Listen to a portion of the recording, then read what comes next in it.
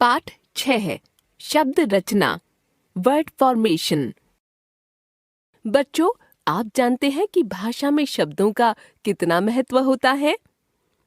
कई शब्द ऐसे होते हैं जिनके खंड नहीं किए जा सकते, लेकिन कुछ शब्द ऐसे होते हैं जिनमें शब्दांशों को जोड़कर नए शब्दों की रचना की जाती है जो अलग अर्थ देते हैं। ये शब्दांश उपसर्ग या प्रत्यय कहलाते हैं। आइए इनके विषय में जानते हैं। उपसर्ग, प्रीफिक्स। इस चित्र को देखकर आयुष ने लिखा, यह एक सुंदर उपवन है। खेलते हुए अनेक बच्चों ने इसे सजीव बना दिया है। यहाँ प्रतिदिन अत्यधिक संख्या में लोग आते हैं। यहाँ का वातावरण अत्यंत सुखकारी है। निसंदेह यहाँ आना प्रत्येक मनुष्य के लिए लाभकारी है। रंगीन शब्दों को ध्यान से पढ़िए। उपवन, अनेक, सजीव, प्रतिदिन आदि मूल शब्दों के आगे शब्दांश जोड़कर बने हैं, जैसे उपवन, उपवन, एक, अनेक आदि। ये नए बने शब्द अलग अर्थ में प्रयुक्त होते हैं। इस प्रकार हम कह सकते हैं कि उपसर्ग वे शब्दांश होते हैं जो मूल शब्दों के आगे जुड़कर नए शब्द बनाते हैं और उनके अर्थ में भी परिवर्तन कर देते हैं। इन उदाहरणों को ध्यान से पढ़िए। अर्थ सहित मूल शब्द, उपसर्ग, नया बना शब्द, अर्थ, मान, अर्थ, आदर, रूठना, नाप तौल आदि। अनुमान, अटकल, अंदाजा। अपमान, अनादर, बेइज्जती। अभिमान, गर्व, घमंड। उपमान, जिससे तुलना की जाए। सम्मान, आदर, इज्जत। उपसर्ग के प्रकार। हिंदी में 5 प्रकार के उपसर्ग हैं। क संस्कृत के उपसर्ग, ख हिंदी के उपसर्ग, ग अरबी फारसी के उपसर्ग, घ उपसर्ग की तरह प्रयोग किए जाने वाले संस्कृत के अव्यय, अंग अंग्रेजी के उपसर्ग। संस्कृत के उपसर्ग। उपसर्ग अर्थ उपसर्ग युक्त शब्द। अभाव, अचर, अमर, अजर, अधर्म। अधि ऊपर, श्रेष्ठ। अधिकृत, अधिनायक, अधिपति। नहीं, अभाव। अनादर, अनावश्यक, अनर्थ। पीछे, बाद में आने वाले। अनुक्रम, अनुज, अनुकरण। बुरा, हीन। अपयश, अपमान, अपहरण। अति, अधिक, अतिशय, अत्यधिक, अत्याचार, अतिक्रमण। सामने, ओर। अभिरुचि, अभिशाप, अभियान, अभिप्राय। अभाव, विरुद्ध। अवरोध, अवमानना, अवशेष, अवनति, अवज्ञा। तक, रहित, आसक्त, आमुख, आगमन, आदान, आजन्म। श्रेष्ठ, उत्कर्ष, उत्थान, उद्धार, उत्साह, उद्गम। छोटा, समीप, उपग्रह, उपदेश, उपकार, उपमंत्री। दुर अथवा दुस, बुरा, कठिन।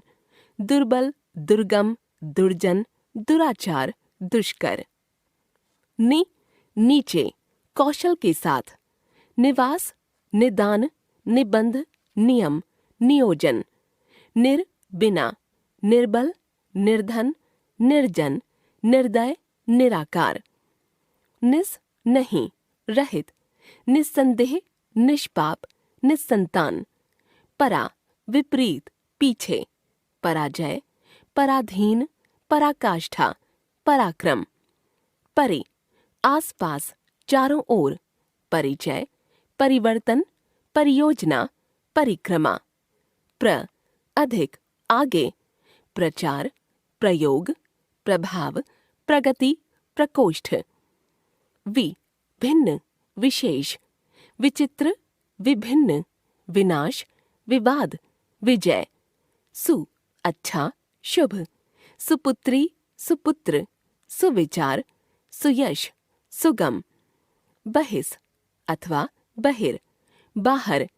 बहिष्कार, बहिर्मुखी, बहिर्गमन। अच्छा, सत्कर्म, सत्पात्र, सदाचार, सद्गुण। पुरः सामने, पुरस्कार, पुरस्कृत, पुरोहित, पुरश्चरण।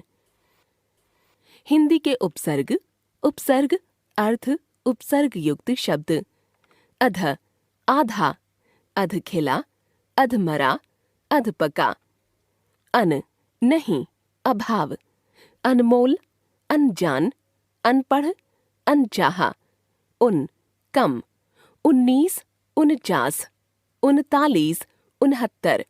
कु, बुरा अथवा बुरी। कुविचार, कुप्रथा, कुपुत्र, कुख्यात। चौ, 4, चौराहा, चौमासा, चौपाया, 84।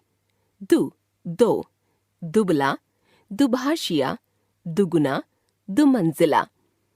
नि, बिना, निकम्मा, निडर, निठल्ला, निहत्था, निपूता। बिन, बिना, बिन कहे, बिन विचारे, बिन बुलाया, बिन बोया। भर, पूरा, भरपेट, भरपूर, भरमार, भरसक।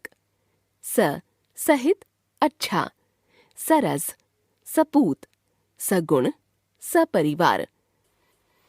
अरबी अथवा फारसी के उपसर्ग। उपसर्ग अर्थ उपसर्ग युक्त शब्द। बे, बिना, बेचैन, बेकसूर, बेईमान, बेचारा। बा, सहित, बाकायदा, बाअदब, बाइज्जत। बद, बुरा, बदमिजाज, बदसूरत, बदनाम, बदकिस्मत। कम, थोड़ा अथवा हीन। कमजोर, कम अक्ल, कम उम्र। खुश, अच्छा। खुश नसीब, खुश किस्मत, खुश दिल। गैर, अलग, भिन्न। गैर हाजिर, गैर कानूनी, गैर जरूरी। ना, नहीं, नालायक, नादान, ना समझ, ना उम्मीद। ला, नहीं, ला इलाज, लापरवाह, लाजवाब, लावारिस। हम, समान, साथ। हम उम्र, हम शक्ल, हम जोली, हम वतन। सर, मुख्य। सरताज, सरपंच, सरकार। संस्कृत के अव्यय। उपसर्ग अर्थ उपसर्ग युक्त शब्द। अंतर अथवा अंतः, भीतरे। अंतरराष्ट्रीय, अंतरजातीय, अंतरदेशीय, अंतरात्मा। अंतःकरण, अंतःपुर। अधः, नीचे। अधोलिखित, अधोगति, अधोपतन। चिर, बहुत देर। चिरकाल, चिरायु, चिरस्थायी, चिरंजीवी। पुरा, पहला, पुराना। पुरातत्व, पुरातन, पुरावस्तु। सह, साथ, सहपाठी, सहयोगी, सहकर्मी, सहमत।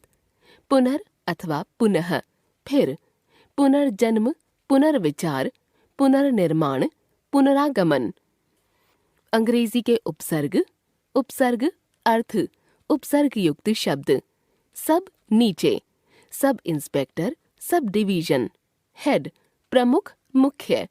Headmaster, head clerk, head cashier. Half, आधा। Half pant, half sweater.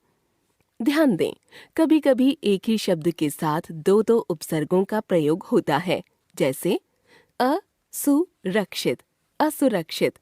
अनियंत्रित, अनियंत्रित। निराकरण, निराकरण। प्रत्यय, सफिक्स। इन वाक्यों में आए रंगीन शब्दों पर ध्यान दीजिए। खिलौने की दुकान की सुंदरता देखो। खेल, औना, खिलौना। सुंदरता, सुंदरता। यह चित्रकार रोजाना बढ़िया चित्र बनाता है। चित्रकार, चित्रकार। रोज आना, रोजाना। बढ़ या बढ़िया। रसोईया ने टोपी पहनी है। रसोई या रसोईया। टोप ई, टोपी। पहन ई, पहनी। बात समझ में आई? शब्दों के बाद औना, ता, कार, आना, इया, इला, ई आदि शब्दांश जुड़े हैं। इन शब्दांशों के जुड़ने से इनके अर्थ भी विशेष हो गए हैं। इस प्रकार हम कह सकते हैं कि प्रत्यय वे शब्दांश हैं जो किसी धातु या शब्द के अंत में जुड़कर नए शब्दों का निर्माण कर उनके अर्थ में परिवर्तन कर देते हैं। प्रत्यय के प्रकार। प्रत्यय दो प्रकार के होते हैं, क कृत प्रत्यय, ख तद्धित प्रत्यय। कृत प्रत्यय, ये प्रत्यय क्रिया की धातु क्रिया के मूल रूप में जुड़कर संज्ञा तथा विशेषण शब्दों का निर्माण करते हैं। इनसे बने शब्द कृत अंत, कृदंत कहलाते हैं।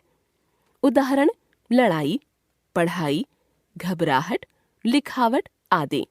नीचे कुछ कृत प्रत्यय तथा उनसे बने शब्द रूप दिए जा रहे हैं। संज्ञा बनाने वाले कृत प्रत्यय। प्रत्यय, धातु, संज्ञा। आई, लड़, पढ़, जोत, लिख। लड़ाई, पढ़ाई, जुताई, लिखाई। आन, उड़, लग, चढ़। उड़ान, लगान, चढ़ान। आव, बह, फैल, कट, रिस। बहाव, फैलाव, कटाव, रिसाव। आवट, लिख, दिख, मिल, थक।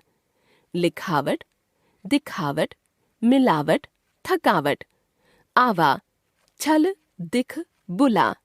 छलावा, दिखावा, बुलावा। आहट, घबरा, चिल्ला, चिकना। घबराहट, चिल्लाहट, चिकनाहट। ई, बोल, हंस। बोली, हंसी। आऊ, बिक, टिक, भड़क। बिकाऊ, टिकाऊ, भड़काऊ। इया, घट, बढ़, जड़। घटिया, बढ़िया, जड़िया। ऊ, खा, कमा, बिक। खाऊ, कमाऊ, बिकाऊ। आस, पी, प्यास। आ, घेर, डाक। घेरा, डाका। औता, समझ, समझौता। आड़ी, खेल, खिलाड़ी। आक, तैर, तैराक। आप, मिल, मिलाप। आवा, छल, दिख।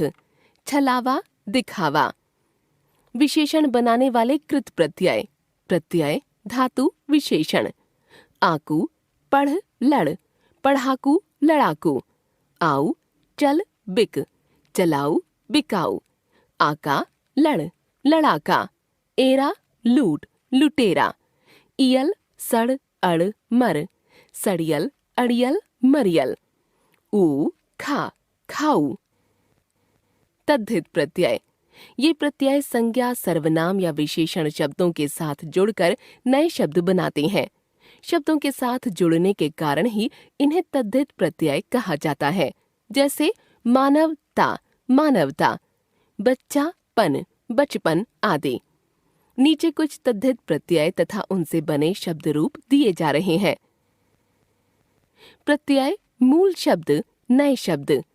एक, इतिहास, दिन, मास। ऐतिहासिक, दैनिक, मासिक। आई, भला, चतुर, पंडित, बुरा। भलाई, चतुराई, पंडिताई, बुराई। ई, गरम, खेत, नरम। गर्मी, खेती, नरमी। ता, प्रभु, गुरु, सरल। प्रभुता, गुरुता, सरलता। आपा, बूढ़ा, मोटा, पूजा। बुढ़ापा, मोटापा, पुजापा। पन, बच्चा, पीला, अपना। बचपन, पीलापन, अपनापन। त्व, मनुष्य, पशु, अपना। मनुष्यत्व, पशुत्व, अपनत्व। नी, चांद, नथ। चांदनी, नथनी। आर, लोहा, सोना। लुहार, सुनार। इया, दुख, सुख, मुख। दुखिया, सुखिया, मुखिया। एरा, मामा, चाचा, फूफा। ममेरा, चचेरा, फुफेरा। इय, भारत, राष्ट्र, जाति। भारतीय, राष्ट्रीय, जातीय। ईन, रंग, कुल, नमक। रंगीन, कुलीन, नमकीन। तर, कठिन, उच्च, मृदु। कठिनतर, उच्चतर, मृदुतर। तम, अधिक, न्यून, उच्च। अधिकतम, न्यूनतम, उच्चतम। वान, धन, रूप, दया। धनवान, रूपवान, दयावान। मति, बुद्धि, श्री। बुद्धिमती, श्रीमती। वती, रूप, धन, दया। रूपवती, धनवती, दयावती। जनक, आशा, चिंता, सुविधा। आशाजनक, चिंताजनक, सुविधाजनक। पूर्वक, ध्यान, नियम। ध्यानपूर्वक, नियमपूर्वक।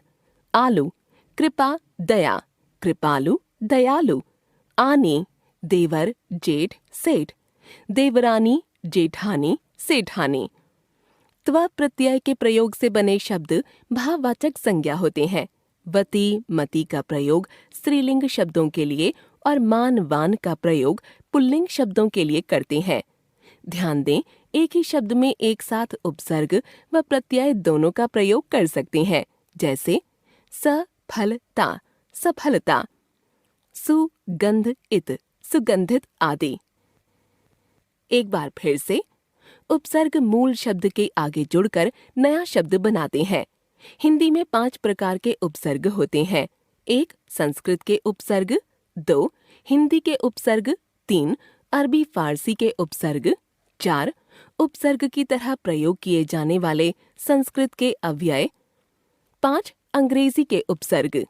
प्रत्यय किसी धातु या शब्द के अंत में लगकर नया शब्द बनाते हैं। प्रत्यय 2 प्रकार के होते हैं। 1 कृत प्रत्यय, 2 तद्धित प्रत्यय।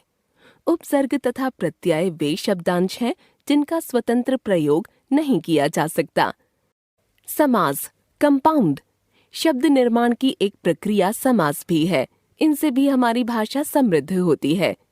2 या 2 से अधिक शब्दों को आपस में मिलाकर एक स्वतंत्र शब्द की रचना कर देना समास कहलाता है। मिले हुए शब्द को सामासिक पद या समस्त पद कहते हैं। अब इन वाक्यों को ध्यान से पढ़ें। भाई और बहन पाठ के लिए शाला जा रहे हैं। भाई बहन पाठशाला जा रहे हैं। रमा के माता और पिता ने शक्ति के अनुसार दान दिया। रमा के माता पिता ने यथाशक्ति दान दिया। इन वाक्यों को ध्यान से पढ़िए और देखिए, इनमें 2 शब्दों के बीच के संबंध सूचक परसर्गों और पदों का लोप कर दिया गया है। यह भी देखिए कि पहले वाक्य में उसका अर्थ समझाकर पूरा लिखा गया है। यह अर्थ समझा देना उसका विग्रह होना है और जोड़कर एक शब्द बनाना समास है। अतः पहले वाक्य में भाई और बहन समास विग्रह, भाई बहन समास या समस्त पद। पाठ के लिए शाला समास विग्रह, पाठशाला समास या समस्त पद। दूसरे वाक्य में माता और पिता समास विग्रह, माता पिता समास या समस्त पद।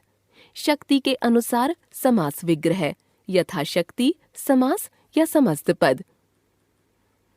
विशेष, समास में पहले पद को पूर्व पद और दूसरे पद को उत्तर पद कहते हैं और जो पद बना वह हुआ समस्त पद। समास करते समय बीच की विभक्तियों का लोप हो जाता है। समास करने पर यदि संधि संभव हो तो कर लेनी चाहिए। समास के भेद, समास के मुख्यतः 6 भेद हैं। 1 द्वंद्व समास, दोनों पद प्रधान। 2 तत्पुरुष समास, उत्तर पद प्रधान। 3 अव्ययी भाव समास, पूर्व पद प्रधान। 4 बहुव्रीहि समास, अन्य पद का अर्थ प्रधान। 5 कर्मधारय समास, दोनों पदों में विशेषण विशेष्य या उपमान उपमेय का संबंध। 6 द्विगु समास, पूर्व पद संख्यावाची विशेषण। द्वंद्व समास, इसमें अर्थ की दृष्टि से दोनों पद स्वतंत्र और प्रधान होते हैं। इन्हें विग्रह करने के लिए और या अथवा संबंध बोधक अव्यय लगाए जाते हैं और समस्त पद बनाने के लिए उनका लोप किया जाता है। जैसे समस्त पद विग्रह, माता पिता, माता और पिता। अपना पराया, अपना और पराया। धर्माधर्म, धर्म और अधर्म। हाथ पैर, हाथ और पैर। दाल रोटी, दाल और रोटी। रात दिन, रात और दिन। सुख दुख, सुख और दुख। पाप पुण्य, पाप या पुण्य। लाभालाभ, लाभ या अलाभ। जन्म मरण, जन्म और मरण। थोड़ा बहुत, थोड़ा या बहुत।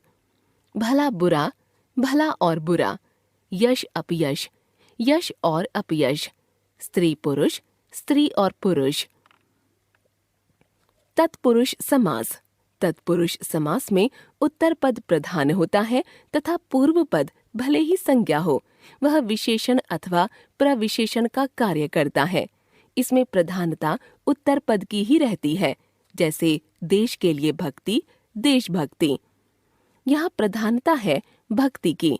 भक्ति किसके लिए है? देश के लिए। हवन सामग्री, हवन के लिए सामग्री। सामग्री प्रधान है। इस समास में कारक चिन्ह का लोप हो जाता है। तत्पुरुष समास के कर्म से लेकर अधिकरण तक 6 भेद होते हैं। कर्म तत्पुरुष, इसमें पूर्व पद में कर्म कारक होता है तथा उसके कारक चिन्ह का लोप हो जाता है। जैसे समस्त पद विग्रह, यश प्राप्त, यश को प्राप्त, सर्वप्रिय, सर्व को प्रिय, गगन चुंबी, गगन को चूमने वाला, गृहागत, गृह को आगत, शरणागत, शरण को आगत, चिड़ी मार, चिड़ियों को मारने वाला।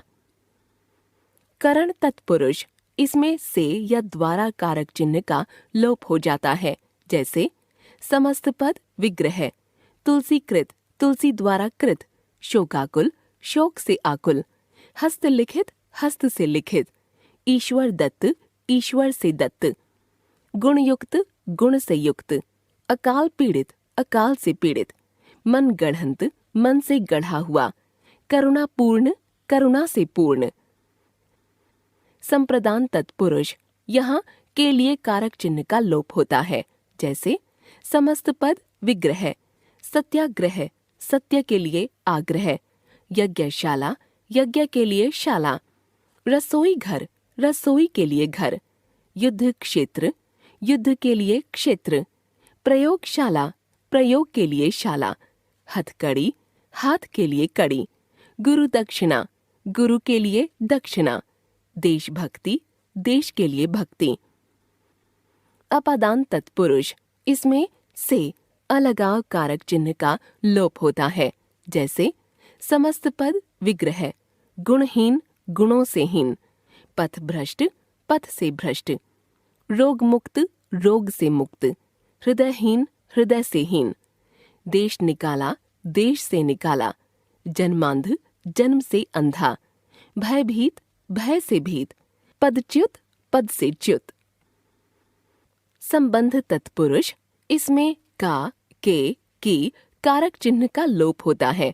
जैसे समस्त पद विग्रह, राजपुत्र, राजा का पुत्र, गृह स्वामी, गृह का स्वामी, देश रक्षा, देश की रक्षा, गंगा तट, गंगा का तट, देशवासी, देश का वासी, भारत रत्न, भारत का रत्न, मृत्यु दंड, मृत्यु का दंड, अमृत धारा, अमृत की धारा। अधिकरण तत्पुरुष, इसमें में या पर कारक चिन्ह का लोप होता है। जैसे समस्त पद विग्रह, घुड़सवार, घोड़े पर सवार, नीति निपुण, नीति में निपुण, गृह प्रवेश, गृह में प्रवेश, कार्यकुशल, कार्य में कुशल, आनंद मग्न, आनंद में मग्न, ग्राम बास, ग्राम में बास, दानवीर, दान में वीर, कर्म निरत, कर्म में निरत।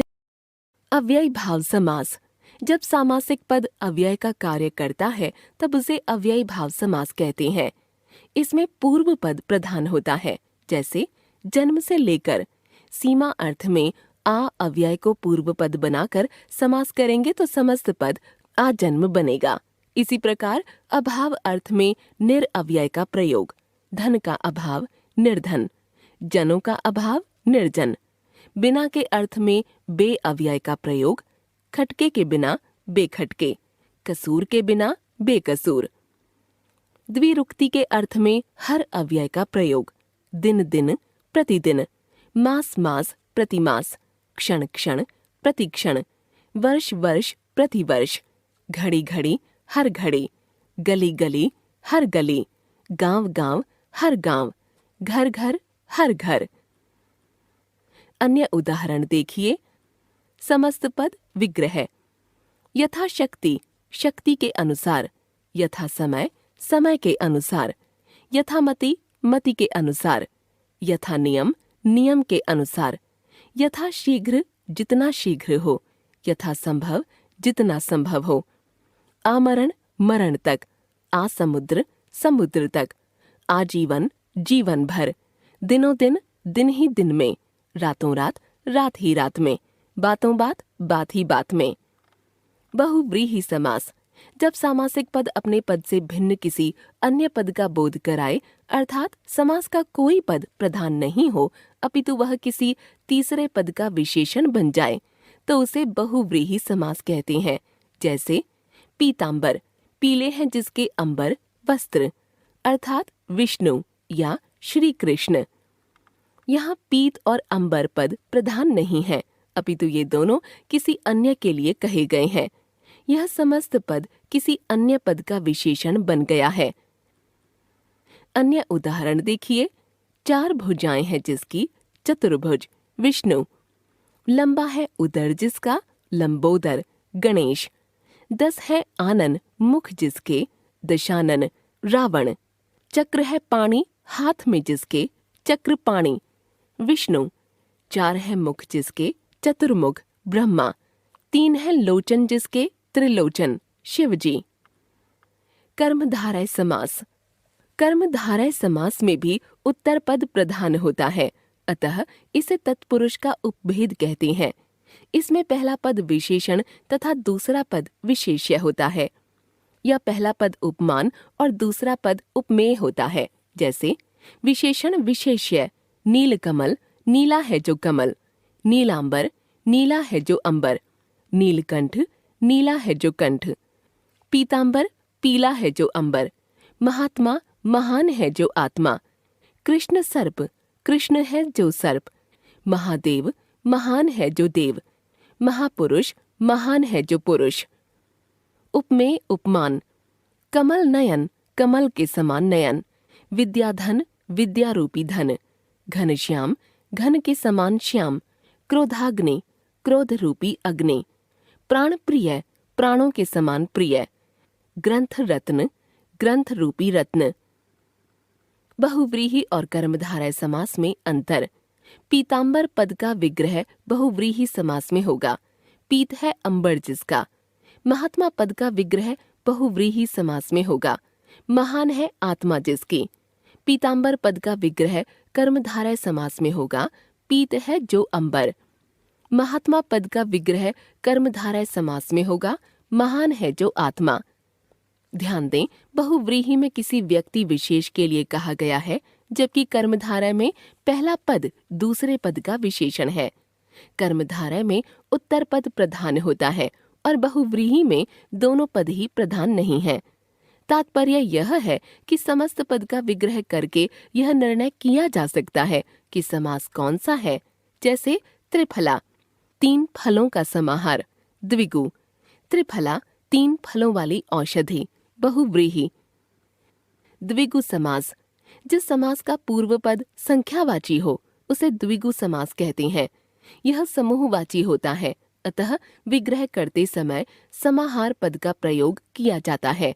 जैसे पंचतंत्र, 5 तंत्रों का समाहार, चौमासा 4 मासों का समाहार, पंचवटी 5 वटों वृक्षों का समाहार, तिरंगा 3 रंगों का समाहार, नवरत्न 9 रत्नों का समाहार, त्रिफला 3 फलों का समाहार, त्रिलोक 3 लोकों का समाहार, त्रिवेणी 3 वेणियों नदियों का समाहार। एक बार फिर से 2 या 2 से अधिक शब्दों को मिलाने की प्रक्रिया जिससे स्वतंत्र शब्द की रचना हो समास कहलाता है। इसी स्वतंत्र शब्द को सामासिक पद या समस्त पद कहते हैं। सामासिक पद का विग्रह करके उसे पुनः पहले वाली स्थिति में लाना समास विग्रह कहलाता है। समास के 6 भेद होते हैं। 1 द्वंद्व, 2 तत्पुरुष, 3 अव्ययी भाव, 4 बहुव्रीहि, 5 कर्मधारय, 6 द्विगु। तत्पुरुष समास के 6 भेद हैं। कर्म, करण, संप्रदान, अपादान, संबंध, अधिकरण।